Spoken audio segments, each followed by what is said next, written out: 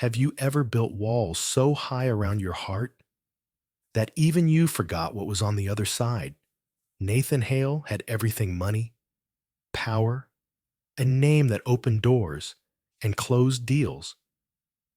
But after a decade of emotional silence, what remained was a man haunted by success and terrified of feeling again. Then came a bet, a woman, and a choice. Clara Montgomery was everything he avoided: wild, unpredictable, scandal-ridden, or so the world believed.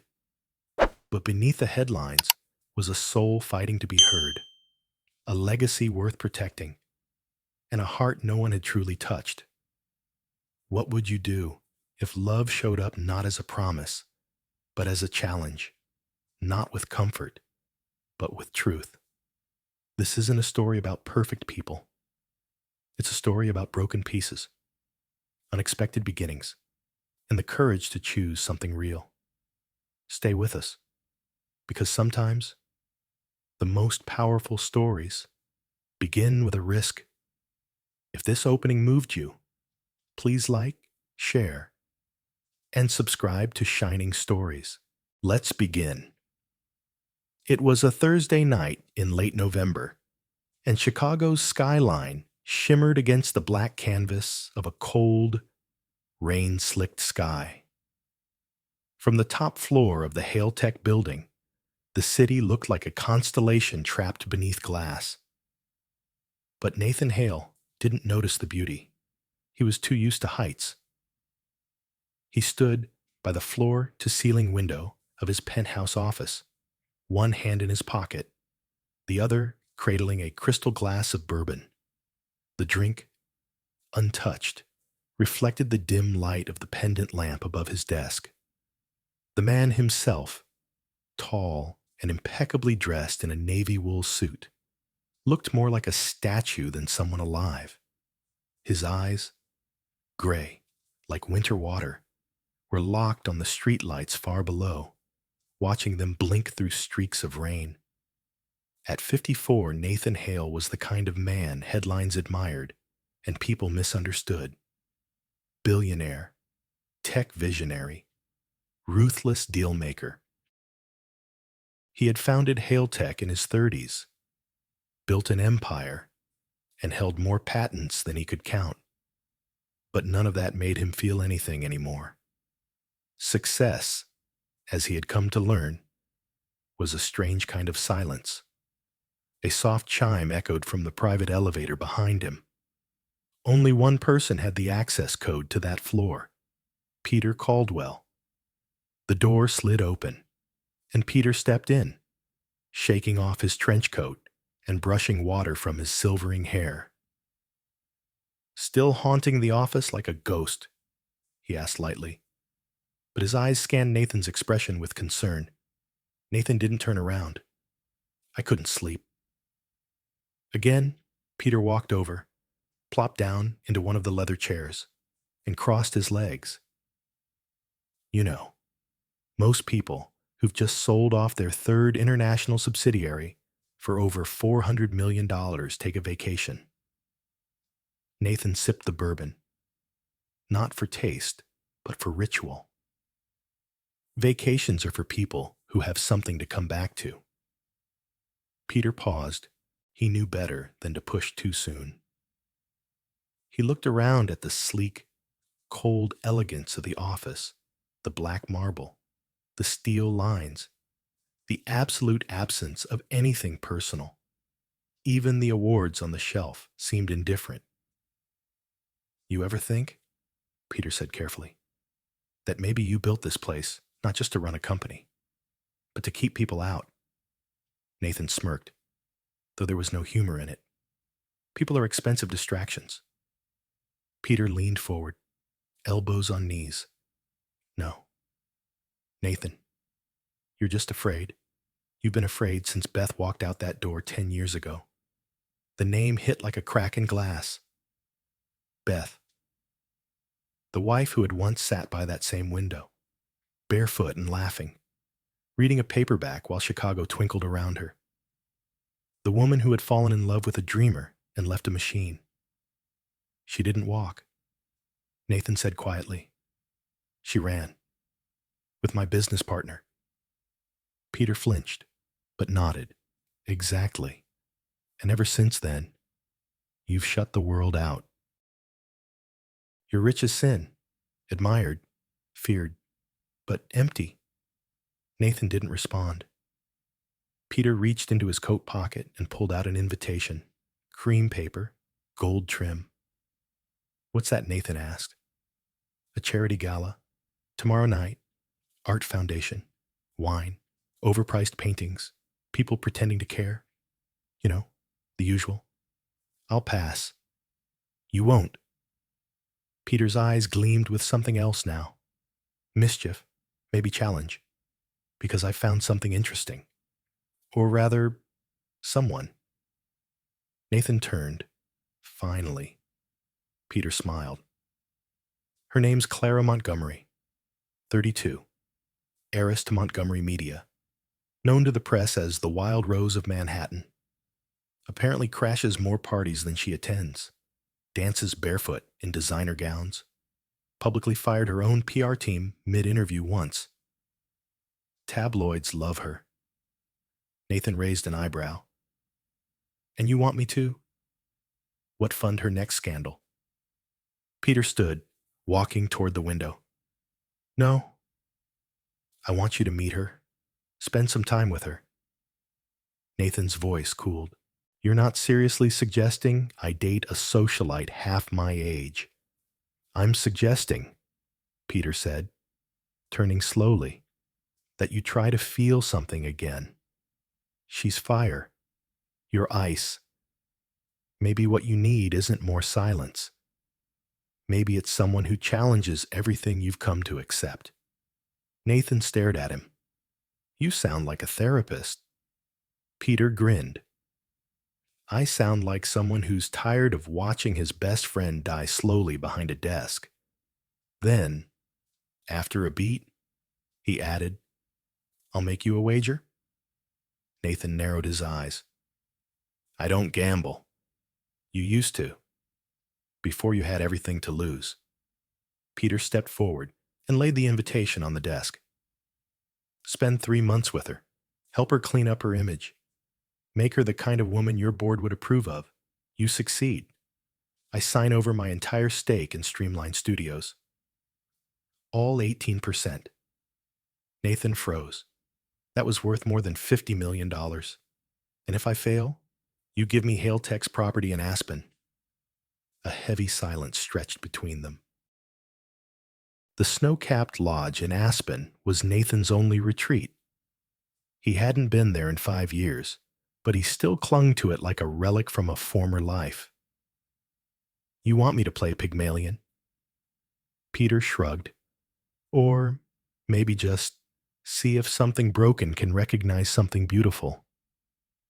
Nathan picked up the invitation. The name Clara Montgomery shimmered in embossed gold. A wild girl. A business arrangement. A ridiculous wager. But something inside him, something long silent stirred. The ballroom at the Adler Foundation was everything you'd expect from old money trying to look effortless, chandeliers the size of pickup trucks. Champagne that sparkled like lake water in June. And a string quartet playing Vivaldi with the precision of neurosurgeons. The city's elite milled about in tuxedos and gowns, laughter chiming like wind through crystal. Nathan Hale arrived late. He hated events like these, too much perfume, too many handshakes that meant nothing, and eyes that looked past you unless you were on a Forbes list. He moved through the room with the practiced ease of someone used to being watched, but not touched. Peter was already there, standing near the bar in a navy velvet jacket that only a man with unapologetic confidence could wear. You came, Peter said, raising his glass. I said I would. Nathan replied. Peter nodded toward the far end of the room. She's here? Nathan followed his gaze and stopped. Clara Montgomery didn't walk into a room. She happened to it. She stood near a sculpture of abstract bronze, surrounded by a group of men and women who all seemed to lean in a little too close, laugh a little too loud. Her gown was dark red silk, clinging and elegant without trying too hard. Her hair was pinned up messily, a few curls trailing like afterthoughts, and her eyes, dark. Alert flicked around the room like she was both predator and prey. "She looks like trouble," Nathan murmured. "She is," Peter said. "That's the point," as if on cue. Clara stepped away from the crowd, barefoot. She had slipped off her heels 5-inch stilettos that now lay abandoned under a table and walked across the marble floor as though she owned it. The quartet had transitioned into a modern string arrangement of bittersweet symphony, and Clara, unbothered by the eyes on her, moved with the music. She didn't dance for attention. She danced like someone who had nothing left to lose. Nathan watched, transfixed. There was grace, yes, but also defiance in the curve of her arms, in the way she tilted her head toward the ceiling like she dared it to collapse on her. She laughed, a sound free and almost inappropriate for such a formal room. People whispered. Peter whispered too. But to Nathan, "Still think this is a bad idea." Nathan didn't answer. Later, during the auction portion of the evening, Nathan saw her again. This time, she was bidding on a painting, a chaotic swirl of blue and gold called Tempest in Glass. The price climbed rapidly. Clara raised her paddle with a smile that dared someone to challenge her. Nathan, without fully understanding why, did. He lifted his paddle.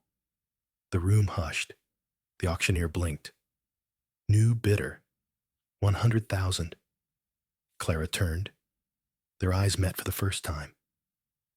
He expected irritation, maybe fury, but she smiled slow, amused, like a cat spotting a new toy.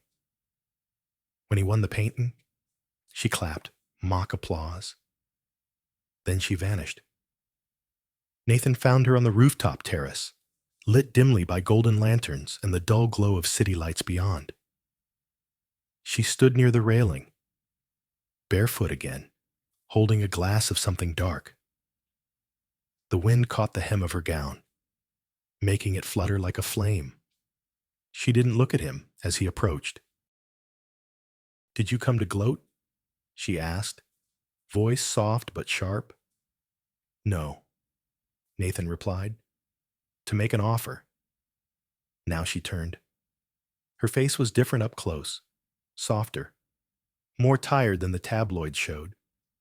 Her lips were the only part of her makeup that hadn't worn down still deep crimson. But her eyes, they weren't wild. They were wary. "I'm listening," she said, raising one brow. Nathan stepped closer. "Marry me." She blinked once, then laughed. It wasn't a bitter laugh, just surprised. "Excuse me. You heard me." Clara leaned back on the railing, swirling her drink. "That's quite a line for a man I've never spoken to." "It's not a line," Nathan said. "It's a contract. 6 months. Public image only.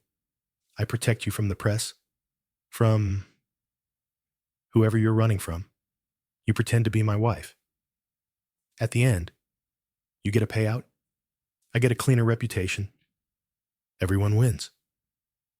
Clara took a long sip of her drink. "You don't strike me as the impulsive type. Mr. Hale?" "I'm not. Then why me?" Nathan hesitated, then said simply, "Because you don't care what people think. That's rare." A gust of wind blew her hair loose from its pins. She didn't fix it. "You think I'm a mess?" she said. "I think you're interesting." Clara studied him, long and slow.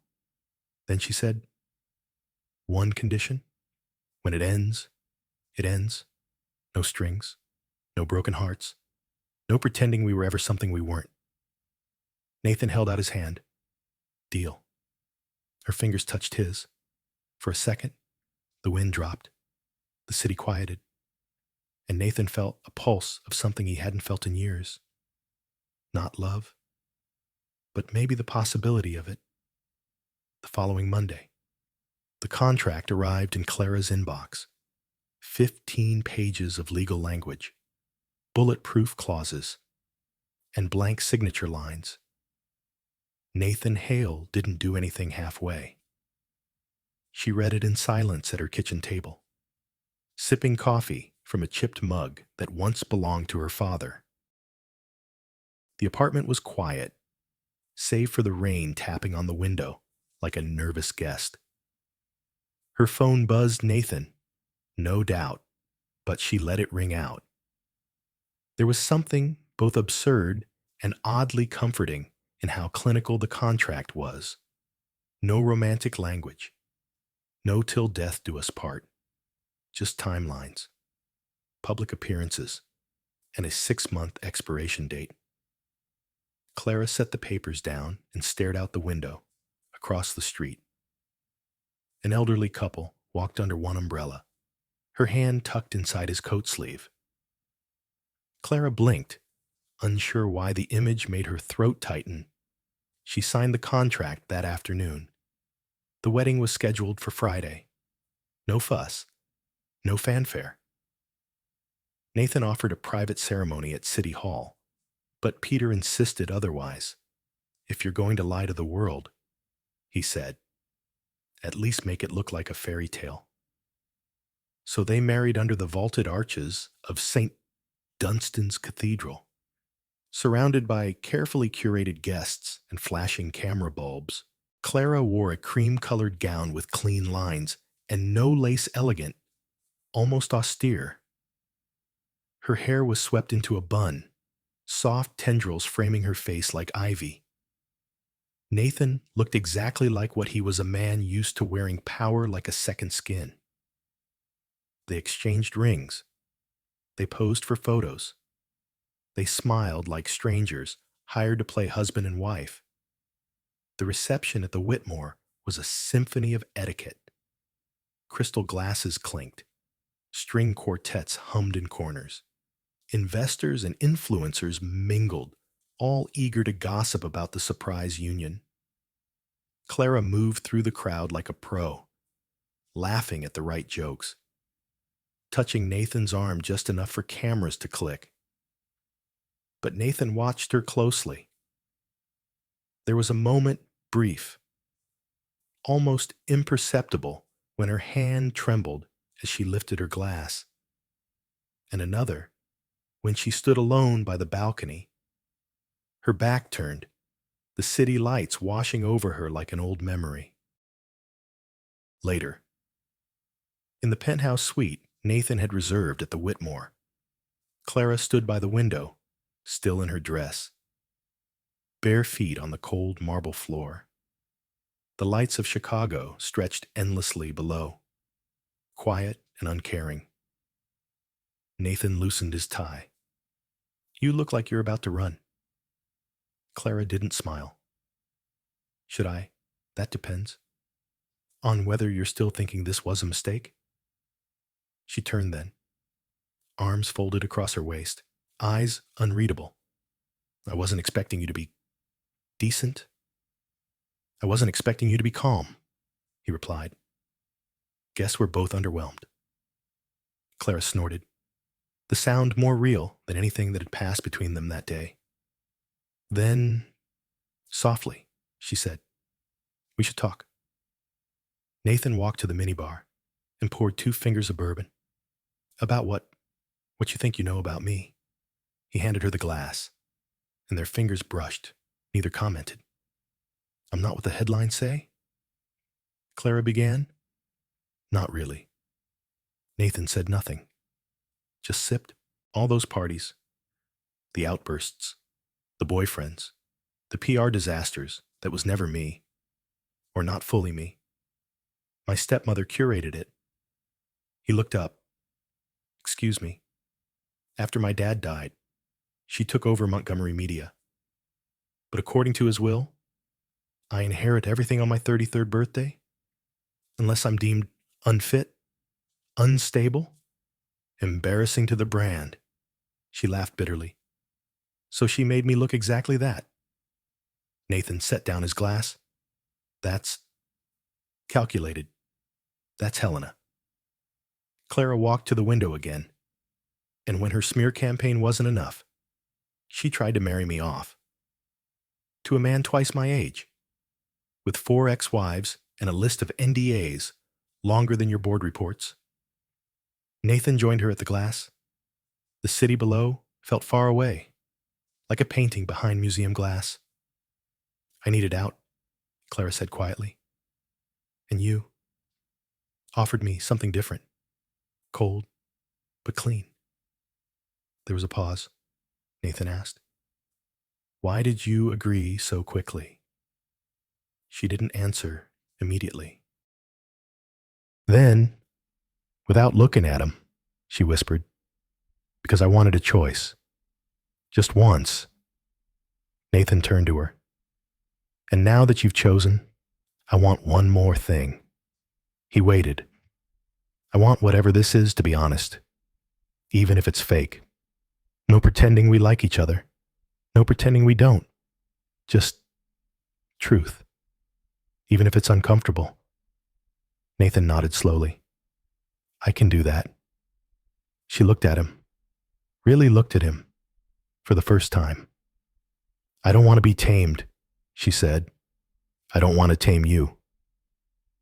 And that was the closest either of them had come to something real in years.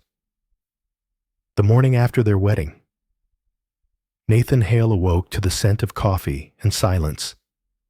Sunlight poured into the penthouse suite like golden water, spilling across polished wood and pale marble. The air was still, but not empty. Something had shifted overnight, something neither of them had the language to explain. He sat up slowly, reaching for the glass of water on the nightstand. The other side of the bed was empty, cool. No trace of a body's warmth, just the imprint of presence. Then he saw her. Clara Montgomery was seated by the window in one of his white dress shirts, sleeves rolled up, knees tucked against her chest.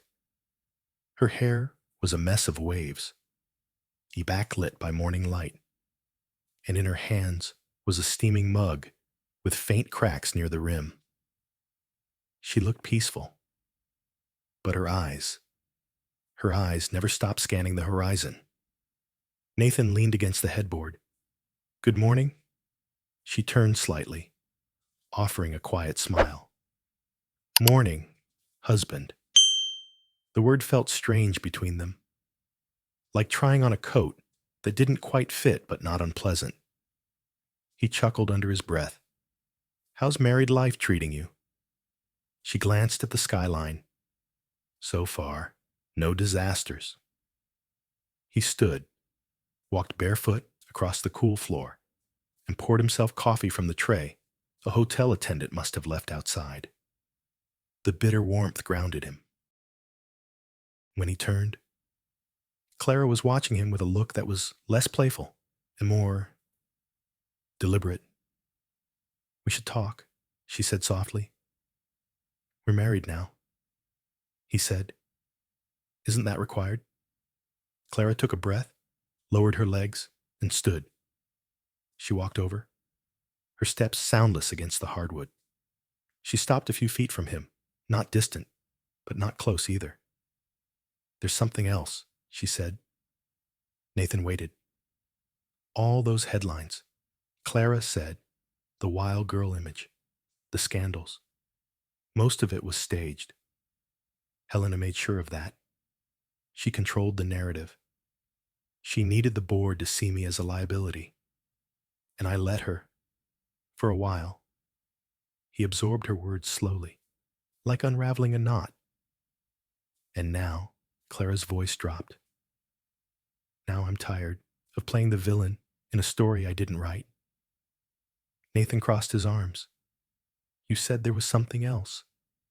She looked down, embarrassed, then back at him with a kind of vulnerability that stripped away her sarcasm, her armor, her reputation. I've never been with anyone, she said. Silence.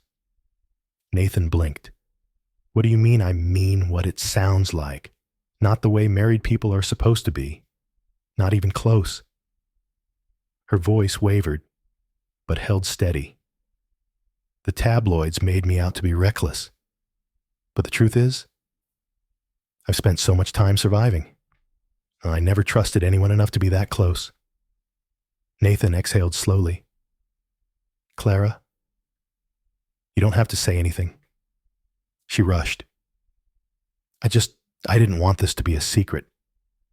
I know this is a business deal, but I want it to be honest. That's all I've got. There was a beat of stillness between them. Then Nathan did something unexpected. He reached out not to touch her, not to pull her into some hollow reassurance, but to gently offer her the cup of coffee he had just poured. Simple, kind, real. Clara took it, her fingers brushing his. The warmth of the mug felt grounding. You're not who I thought you were, Nathan said. She tilted her head. Disappointed. No, he said honestly. Relieved. They sat on the small couch, shoulders barely touching, and drank their coffee in silence. As the city came alive below them, they didn't talk about scandals or money or reputations. They talked about fathers, about books they loved as kids, about the first time Nathan played piano in public and froze halfway through the second movement, about the only time Clara saw snow fall in Los Angeles and how she chased it barefoot until her mother dragged her back inside. They talked like people who were tired of pretending. When the sun climbed higher and the world demanded their performance again, neither wanted to leave that moment. But reality, as always, came knocking loud and impatient, quite literally. There was a knock at the door. Clara stood, slightly startled. Nathan opened it. Peter Caldwell stormed in, hair disheveled, phone in hand, breath short. We have a problem, he said, then paused as he saw them in soft morning light. Barefoot, coffee in hand, something gentle in the space between them. Sorry, he muttered. Didn't mean to interrupt. Whatever this is. What's wrong? Nathan asked, alert now. Peter handed him the phone. It's already started. On the screen was a tabloid article. Storm heiress marries for power. Loveless arrangement exposed. The photo showed Nathan and Clara at the reception, standing apart. The headline screamed scandal. The article speculated everything from contractual motives to Clara's history of instability. Clara's face went pale. She's making me look desperate, Clara whispered, like I bought a husband. Nathan's jaw tightened. This affects me too. There's more, Peter said, his voice low. Helena's called an emergency board meeting. She's claiming this marriage proves Clara is unfit to inherit the company. A silence fell like thunder. Then Clara stepped forward, her spine straightening, the fire in her returning, not the wild kind, but a steady, determined flame. I'm done running, she said. Nathan looked at her. Really looked. This wasn't the girl who danced barefoot or hid behind champagne flutes. This was a woman who had been pushed to the edge and chose to stand taller. And for the first time, Nathan didn't feel like a stranger in his own marriage. They didn't leave the suite that day. The headlines spread like wildfire, splashed across breakfast television, whispered in elevators, dissected by anonymous users in the comments section. Clara Montgomery had married up, they said, a last-ditch move to secure her place in a corporate empire. A staged love story for a woman whose name was synonymous with chaos. By mid-morning, Clara's phone had crashed from the volume of alerts. Peter had 5 voicemails from publicists, and Nathan's assistant had already scheduled 3 crisis meetings. But inside the penthouse, it was strangely quiet. Clara sat cross-legged on the couch, dressed in black leggings and a soft hoodie, her face scrubbed clean of makeup. She looked younger, tired, but not broken. Nathan stood at the window again, arms crossed, jaw tight. "Do you regret it?" Clara asked, not looking at him. He didn't answer right away. "No," he said finally. "I regret not seeing it coming." Clara tilted her head toward him. "I did. I just hoped I was wrong." Peter sat across from them, a legal pad in his lap, reading through lines of legalese with the exhaustion of a man who hadn't slept. "Helena's team is spinning a full narrative," he said. "They're framing this marriage as a PR stunt to make Clara look stable enough to inherit. The board is rattled." Clara frowned. "Most of them are my father's old allies, who now report to Helena," Peter reminded her. "They're being fed fear. She's threatening shareholder value, legacy, and public trust." Nathan finally turned. "So what's the move?" Peter hesitated. "You have 2 options. 1, issue a press release denying the marriage was strategic. Go on air together. Give interviews. Do the whole romantic charade." Nathan's face hardened. "What's the second option?" "Burn it all down," Clara said quietly. They looked at her. Clara stood, slow and deliberate, walking toward the window Nathan had just vacated. Her reflection met her eyes, no longer the party girl, no longer the rebel. Just a woman who had run out of masks to wear. "I'm done playing safe," she said. "Done pretending this is about press coverage or asset protection. Helena doesn't get to script my life anymore." Peter straightened. "That means going public. All of it. The manipulation, the fake scandals, the arranged engagement. You'd be giving up any chance of keeping this quiet." Clara looked at Nathan. "I know this isn't what you signed up for. If you want out, I understand." Nathan didn't move for a moment. Then he walked over, stood beside her. "I don't run from fights," he said simply. Clara smiled, not wide, not performative, just a small curve of something real. They spent the next few days crafting a strategy. Lawyers, PR consultants, and media contacts were looped in. But it was Clara who took the lead, rewriting press statements, organizing documents, tracing back years of planted stories. She worked with the precision of someone who had nothing left to lose and everything left to protect. Peter watched her from a distance and said to Nathan one night, "She's not who we thought she was." "No," Nathan agreed. "She's better." The day of the press conference arrived with gray skies and biting wind. The venue was the same ballroom where they'd first met. Now it was filled with journalists, cameras, and people hungry for the next public implosion. Clara walked to the podium in a tailored navy suit. Minimal makeup, hair pulled back. She looked powerful, grounded, and calm. Nathan stood beside her, not as a shield, but as a partner. She began to speak, not from a teleprompter, not from prepared remarks, from memory, from pain, from truth. My name is Clara Montgomery, she said, and for years, I've been portrayed as unstable, reckless, and undeserving of leadership. That image was not accidental. It was created carefully, deliberately, and cruelly by someone who stood to gain from my downfall. She paused, the room silent. I will no longer play along. I will no longer be edited into someone else's narrative.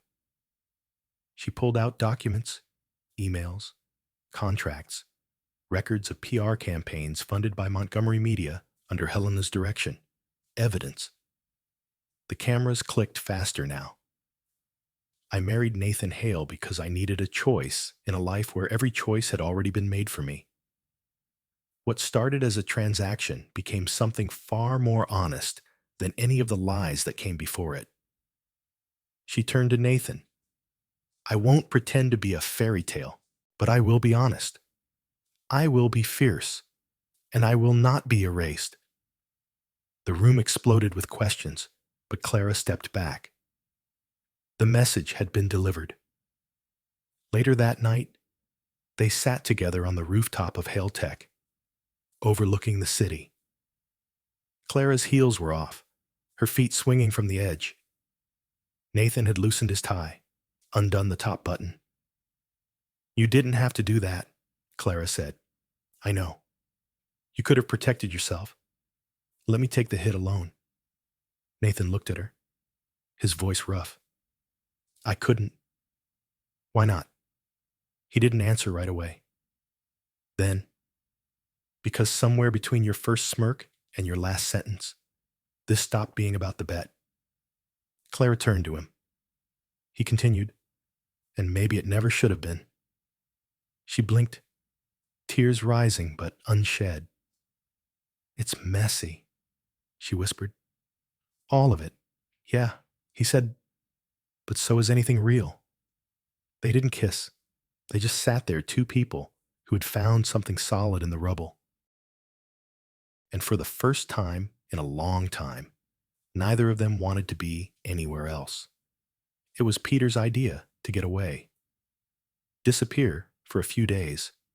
He'd said, let the press chew on the facts. Don't give them more noise. Give them silence. And so, Nathan took Clara north, to a lakeside cabin in Wisconsin. He hadn't visited in over 7 years. The property was tucked behind a line of pine trees, the kind that whispered secrets when the wind passed through. The lake was still frozen in patches, a silver sheet reflecting the early March sky. It was quiet in a way the city never allowed. They didn't speak much during the drive. Clara stared out the window most of the way, tracing patterns in the frost on the glass. Nathan's hand stayed firm on the wheel, but his thoughts drifted. Not to press releases or boardrooms, but to the look on Clara's face after the press conference. That mix of fear and fire. It had haunted him. They arrived just before dusk, inside. The cabin smelled like cedar and old books. There were no servants, no curated playlists, no appointments. Just warmth from the fireplace and the occasional creak of wood settling. Clara curled up on the couch with a wool blanket, her hair tied in a messy knot. Nathan made coffee, not because she asked, but because it felt like something real he could offer. She accepted it with a small nod. For a long while, they sat in silence, the flames casting soft shadows.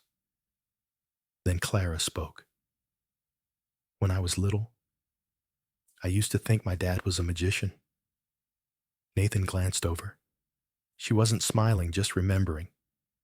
He had this way of making things appear when I needed them. A lollipop from a coat pocket. A book I didn't know I wanted. A nightlight that turned on exactly when I got scared. Her voice dipped lower. But when he died, the magic stopped. Nathan didn't rush her. Clara continued. Helena was different, efficient, polished. She ran the company like a machine. She told me crying was indulgent, that feelings were for people with time to waste. So I learned to be what she wanted: loud, unpredictable, scandalous. It gave her something to control. Nathan set down his mug. You became the distraction. Clara nodded. And the scapegoat. He leaned forward. Why didn't you ever leave? I was scared, she admitted.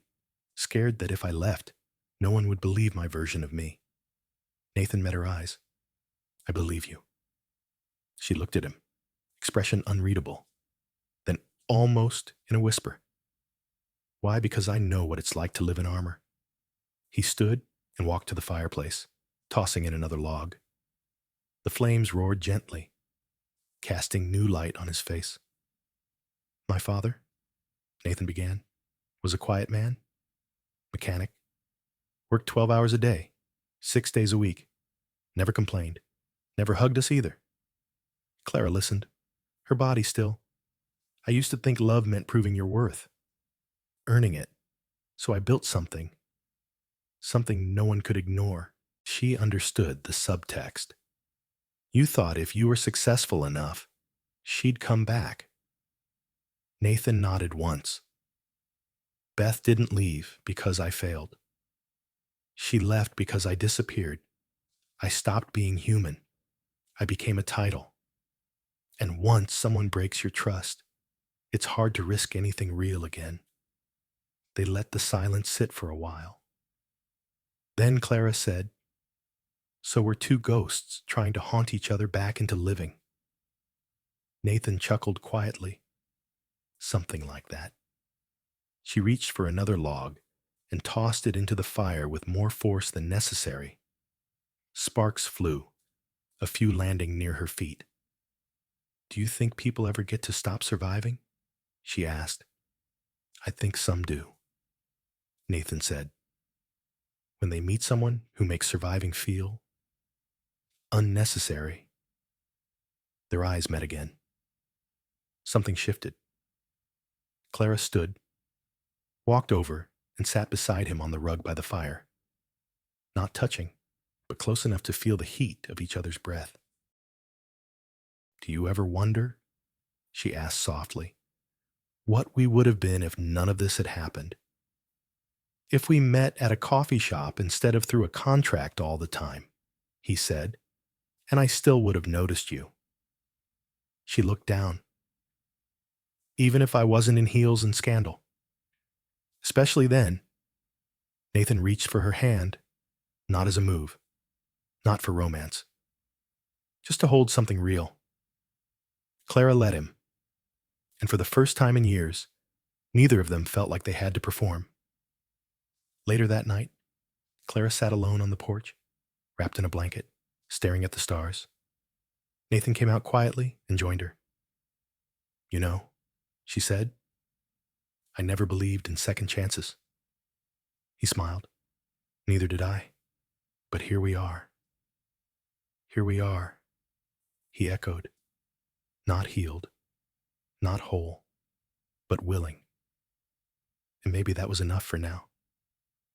The night they returned to Chicago, the air felt sharper than before, like the city itself had been holding its breath. Clara stepped into the foyer of Nathan's high-rise apartment and paused. She was no longer the woman who had danced barefoot in defiance or hidden behind carefully curated chaos. The days at the cabin had peeled back layers even she didn't know she carried. Nathan watched her set down her bag, her fingers hesitating on the strap for just a moment too long. What are you thinking? He asked. Clara turned slowly, that it doesn't feel like coming back. It feels like walking into a final test. He nodded. Because it is. They were scheduled to appear before the Montgomery Media Board in less than 48 hours. Helena had summoned the meeting with one goal: to strip Clara of her legal inheritance under the clause of unfit stewardship. Public exposure hadn't deterred Helena. If anything, it had made her more dangerous. She's not just trying to win, Clara said later that night as they reviewed files. She's trying to erase me. She can't, Nathan replied. Not anymore. But he could see it, the flicker of fear behind Clara's eyes. She wasn't afraid of losing the company. She was afraid of losing her father's legacy, of letting down the version of herself he'd once believed in. That night, Clara couldn't sleep. She stood by the balcony, arms wrapped tightly around her chest, the wind pulling at her loose hair. Nathan joined her after a while, silently offering her a glass of water instead of bourbon. "No speeches tonight?" she asked. He shook his head. "No speeches. Just presence." She leaned into his side barely, but it was enough. Enough to steady her. Enough to remind her she wasn't alone anymore. The boardroom at Montgomery Media was a sleek battlefield. 12 seats, 10 voting members. One woman who had spent decades sculpting her influence like a marble statue. Helena Montgomery sat at the head of the table in a cream blazer and pearls. Her expression, polite, cold. Her voice was even as she read her opening statement. "We are here to determine whether Ms. Clara Montgomery's recent decisions, public behavior, and personal associations have rendered her unsuitable to inherit executive control per the guidelines established in Howard Montgomery's will." Clara sat opposite her, straight-backed and silent. Nathan was beside her, not to speak, not to defend, but simply to witness. One by one, the board members reviewed evidence, photos, press clippings, excerpts from tabloids, even with disclaimers. Helena narrated the chaos Clara's past behavior, her impulsive marriage, the supposed instability. But Clara didn't flinch. When it was her turn to speak, she stood without notes. "I won't pretend my past is clean," she began. "I made mistakes. I played into roles others expected of me. I wore masks to survive. But let me be clear, none of those things disqualify me from honoring my father's legacy." She took a breath. What disqualifies someone is the willingness to manipulate, to silence, and to weaponize love and grief for personal gain. I have proof, as many of you have already reviewed, that Helena directed a calculated defamation campaign against me for years. She handed the final folder to the secretary. Inside is correspondence between Helena and PR consultants, documentation of contracts, and a recorded phone call. Helena's eyes narrowed. Clara looked around the table. "I don't ask you to trust the girl in the tabloids. I ask you to trust the woman who showed up today, prepared, honest, and finally, free." The vote was called. And then, without hesitation, the verdict was unanimous. Clara Montgomery was reinstated as the rightful heir and CEO of Montgomery Media. Helena stood, said nothing, and walked out without once looking back. They didn't celebrate right away. In the elevator, Clara leaned against the wall and exhaled so deeply her shoulders dropped. Nathan reached for her hand, and she didn't let go. Later that evening, back at his apartment, they sat together on the couch, watching the skyline through the windows. The world had changed, but inside, something quieter had shifted. "You didn't have to stay," Clara said softly. Nathan looked at her. "I did." She turned, really facing him. "You could have stepped away. Let me handle it. Saved your reputation. He shook his head slowly. That would have cost me something far more important. Clara hesitated. What you? There it was. No drama. No declarations. Just a quiet truth between two people who had spent their lives avoiding the very thing they'd now found. I was never supposed to fall for you, Nathan admitted. You were supposed to be a transaction, a strategy, a bet. And now he met her eyes. Now you're the only thing I didn't plan for. Tears welled up, but not from sadness. From the release of it all. The battles fought. The walls crumbled. The girl no one believed in. The man who never allowed himself to hope. They didn't kiss. Not yet. They just held on to the moment, to each other, to the fragile, fierce truth that what had begun in smoke and mirrors had become something neither of them could fake. 6 months later, the world had moved on, but Nathan and Clara had not. They had, instead, settled in. Not in the way tabloids imagined, with lavish trips and extravagant photo ops, but in quieter ways, Sunday mornings reading different sections of the newspaper, barefoot breakfasts with eggs slightly burned, shared silence that didn't need explanation. Montgomery media had transformed under Clara's leadership. She shut down the tabloid division within weeks of taking office, redirecting the resources to investigative and environmental journalism, something her father had once dreamed of. The announcement came with little fanfare, but the impact rippled. Young reporters applied in droves. Public trust ticked upward. The wild girl had become a lighthouse. Nathan, meanwhile, had done something unthinkable. He stepped down from Hale Tech. He gave his shares to a foundation that supported youth and tech and literacy programs. Then he disappeared, not from Clara, but from the machine he'd once let define him. In its place, he opened a small bookstore on the edge of Lake Michigan. One with creaky floors, handwritten recommendations, and a small piano near the window. He played sometimes, not for crowds, just for the way Clara smiled when he did. They married again.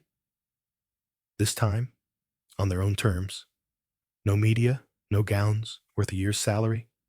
Just Clara, barefoot in a linen dress, and Nathan in rolled-up sleeves, standing on the beach behind the cabin in Wisconsin. Peter officiated, tears in his eyes though he pretended it was the wind. Clara read her vows from a notebook with coffee stains. You didn't tame me, she said, and I didn't fix you. We just met each other halfway, in the middle of the mess. Nathan took her hand.